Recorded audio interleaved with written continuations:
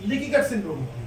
अब लीकी गट सिंड्रोम क्या है? फूड पार्टिकल होंगे, ये आपका मस्कस, मस्कस का मतलब आपकी आंतों के ऊपर एक लेयर होती है जिसे बोलते हैं इपीथेलियम। ये कितनी पतली होती है? इस कागज का 100 इतनी पतली होती है। ये लेयर इसलिए होती है क्योंकि जो भी आप खाना खाएं आपकी आंतों में अब्जॉर्ब हो, वो बैड चीजें आपकी बॉडी से निकल जाएं और गुड चीजें आपकी ब्लड में चली जाए। ठीक, अब इसको बनाने का काम कौन करता है? Good bacteria. इन प्रोबायोटिक की बात नहीं कर रहा। अगर कहीं से भी थोड़ा बहुत डैमेज हुआ तो राजमिस्त्री तुरंत ऊपर मरम्मत देते हैं, लेकिन उनकी पॉपुलेशन अगर कम हो गई तो ये हो जाता है। पैरासेलुलर आ गए, वायरस आ गए, बैड बैक्टीरिया बढ़ गए, गुल्टन बढ़ गए, ट्रांससेलुलर टॉक्सिन, ये सारा का सारा इस लेयर को इन्होंने खा डाला और जाकर के यहाँ मिल गया। जब मिल गया तो इसीलिए आप देखिए आज की डेट में जो वेज खा रहा है, नॉन वेज खा रहा है, उसमें से अगर कोलेस्ट्रॉल कोई चेक कराता है तो 70% लोगों का लिपिड प्रोफाइल अच्छा नहीं। उसका रीजन यही लीकी गट सिंड्रोम, यानी आंतों की छननी जो है वो लीक कर बिल्कुल प्रोबायोटिक से रिपेयर हो जाती है। इसी को तो अल्सर कहते हैं। इसको अल्सर नहीं कहते सर, अल्सर दूसरी चीज होगी, अल्सर दूसरी चीज होगी, लीकी गट दूसरा होगा। अल्सर में घाव होगा, जैसे ये आपने देखा है लेयरिंग, यहाँ ये जो स्ट्रक्चर है ये देख रहे हैं आप, यहाँ घाव होगा, ये डैमेज करेगा। ये वाला एरिया जो देख रहे हैं ना, जो मूवमेंट करता, जो मूवमेंट इसके बीच का एरिया डैमेज करेगा, ये वो अल्सर रों के बीच में जो, हाँ लो जो ऐसा होता है ना, जो मूवमेंट करता है पंजों के बीच में जो, बिल्कुल वो घाव करेगा, वही अब्जॉर्ब होता है ना। तो जब आप खाओगे तो जब यहाँ अब्जॉर्बेशन करेगा, तीखा खाओगे तो लगने लगता है। आप समझे? आप पूछते रहिए, हम सब बता देंगे। अब जब लीकी गट हो जाएगा तो क्या क्या करेगा, ये देखिए। ये करेगा साइनस और माउथ के अंदर में क्या करेगा, फूड सेंसिटिविटी, यानी जो चीज अभी तक आप खाते थे उस खाने से कोई एलर्जी नहीं होती थी, उसी खाने से आपको एलर्जी होगी।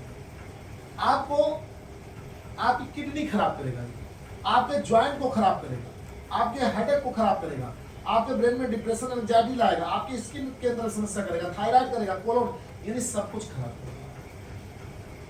ये सबसे खतरनाक चीज, यानी उधर गट डिस्बासिस हुआ और गट डिस्बासिस ने क्या क्या लीकी गट कर दिया। जब ये दोनों हावी हो गए आपकी बॉडी में तो तीसरी चीज हुई जिसे हम बोलते हैं कफ, पित्त और वात का असंतुलन। क्या हो गया? और वात का असंतुलन हो गया। ये असंतुलन क्यों हुआ? अब कफ के लक्षण आप देखोगे, इधर देखोगे तो इसमें क्या होगा? भारीपन। अगर कफ का असंतुलन हो तो भारीपन, बलगम अधिक, नाक बंद रहना, पैचिंग होना, भूख कम लगना, तैलीय त्वचा होना, बात बढ़ गया, गब्स, कैच, सूखापन, जोड़ों में दर्द, ऐंठन, जल्दी थक जाना, त्वचा और होठों में सूख जाना। अगर जलन अनुभव हुआ, गर्मी का अनुभव, पसीना आना, बहुत लोग कैसे मिलते हैं, उन्हें पसीना वैसे हुआ करते हैं ठंडियों में भैया, तो वो क्या बढ़ गया आपकी बॉडी में? पित्त बढ़ गया। आपको बहुत लोग ऐसे मिलेंगे, आपको कहा था साहब भूख बहुत लागत लेकिन शुगर ना ले, तो क्या बढ़ गया? पित्त बढ़ गया। पित्त को बैलेंस करिए, तो बीमारी नहीं, पित्त बढ़ गया तो भूख बहुत लगाएगा, भूख लगाएगा तो नुकसान करेगा, ऑर्गन्स को नुकसान करेगा। तो उधर हुआ तो इसने पूरी बॉडी का जो असंतुलन था वो कैदा कर दिया।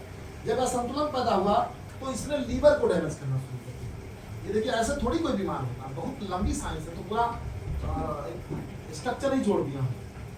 यहाँ क्या किया इसने?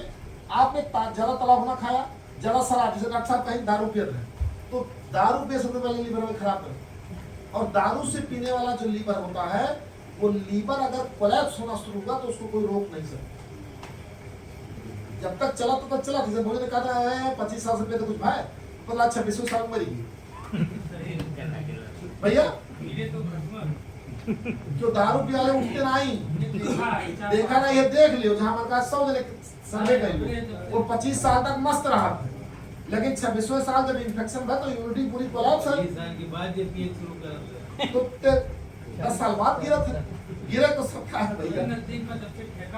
हाँ 20 साल हाँ क्या कहा? तो 25 साल बाद शुरू की ना 20 साल हो गए, 50 साल की हुई कैसा ये एकदम अब वही हमरे सबसे कैसा आपका पियत हो गया भैया? कैसा 20 साल से ज्यादा रोज पियत है? रोज। हाँ तो मान के चलो पर डे वो आप सुनो, अब एक चीज यही लागे नोट करियो, ये लागे नोट करियो। अगले 5 साल के बाद अगर वो कोनो सुधार नहीं किए तो ये दुनिया में नए स्वर्ग बनेंगे। और भाई वही 50 साल रहेंगे। आओ भाई उनका लीवर 50 साल से आप ऊपर के भैया उनके 50 साल है भैया। सुनिए और अगर और ज्यादा भैया वो तगड़ा हो सुनो अब भाई लीवर उनका देखने आप लीवर का सीटी स्कैन करवा लीजिए। अगर उनका लीवर 40% में खराब हो तो बताइए। चलो उन्हें कैसी जांच कराओ। जाओ कराइए। लीवर के 500 से ज्यादा काम है, ऐसे थोड़ा लीवर खराब होता है। बीमार उमार हो जाना ना बीमारी बढ़िया बीमारी। बीमारी का इसके अलावा एंटीबायोटिक दवाएं क्या है? एंटीबायोटिक दवाएं। अगली है लो फिजिकल एक्टिविटी। लो फिजिकल एक्टिविटी यानी काम ना करना। उसके अलावा शुगर और बीपी हो जाना। अब अगर लीवर के काम देखेंगे तो जॉन हॉपकिंस यूनिवर्सिटी है कहती है कि लीवर के लिए पित्त भी यही बनाता है, जो खाने का पित्त होता है वही बनाता है। मुरु हो भैया वहाँ, अरे मुरु 100% हमने रखा था, मतलब लीची फ्लेवर 100% रखा है, 100% हमें याद है। एक छोटा गत्ता उसी में है, 100% में लीची फ्लेवर रखा है। ठीक है। प्रोटीन और कोलेस्ट्रॉल भी यही बनाता है। यानी अगर आपका कोलेस्ट्रॉल का नियमन नहीं है, आपका यूरिक एसिड बढ़ना है, तो आपको जाइलोरिक खाने से अच्छा अपने लीवर का ट्रीटमेंट करें। आप लीवर ठीक कर लीजिए, यूरिक एसिड बढ़ना खत्म हो जाएगा। आपके ब्लड को डिटॉक्स भी यही करता है। पोषक तत्वों यानी विटामिन B12 की जो डिफिशिएंसी लोगों हो रही है यही करता है। अगर शुगर को रेगुलेट यही करता है। पुरानी ब्लड सेल्स को, यानी पुरानी ब्लड सेल्स जो होती है उनको खत्म करके नए सेल्स का निर्माण भी लीवर करता है। शराब और दवाओं को पचाने का भी काम कौन करता है? आपका लीवर ही करता है। नशा तभी आएगा ना, लीवर नहीं ठीक है तो नशा आ ही के तुम पियो। इसलिए आपने देखा होगा कि जैसे जब लोग थोड़े शुरू करते हैं तो नशा जल्दी होता है, क्योंकि कुछ समय लीवर आपका सबसे अच्छा होता है। धीरे धीरे डोज क्या होता है? बढ़ता जाता है, क्योंकि लीवर उतना एब्जॉर्ब नहीं कर पाता है। आपका लागत है ये बहुत भैया बहुत ना पिया पता है ना, इसको कहते हैं संसार दिए ना बहुत भैया लीवर जाम में चुका शरीर के 5 से ज्यादा मेटाबॉलिक प्रोसेस को कंट्रोल करता है। 500 ज्यादा प्रोसेस। जैसे अगर आपको शुगर होता है तो उसका रीजन क्या है? उसका रीजन आपका लीवर है, ना कि आपका पैनक्रियाज का।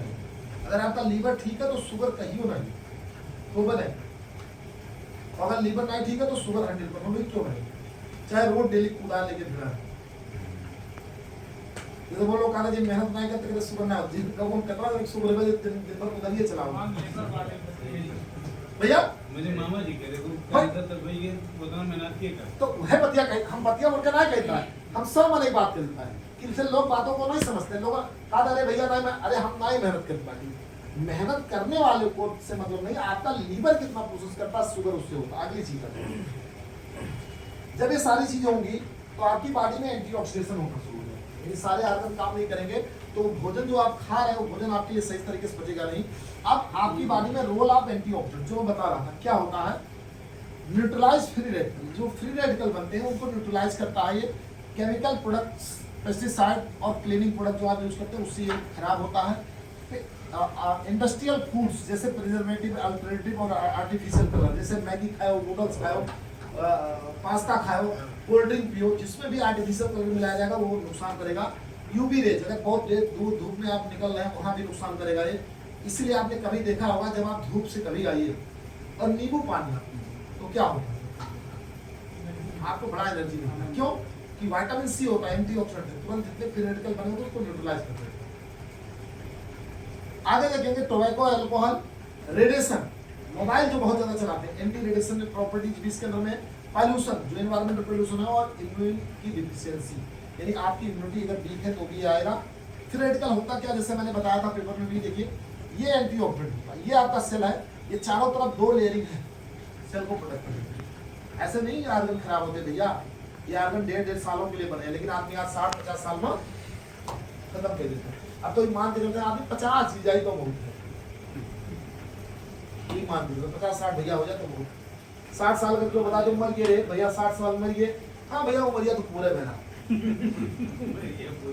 गलत तो ना कहते ये तो कहता है। लेकिन पहले का आदमी 90 साल 95 साल जीता था, आज भी बहुत सारे लोग जिंदा हैं सर। तो आप क्यों नहीं जिंदा?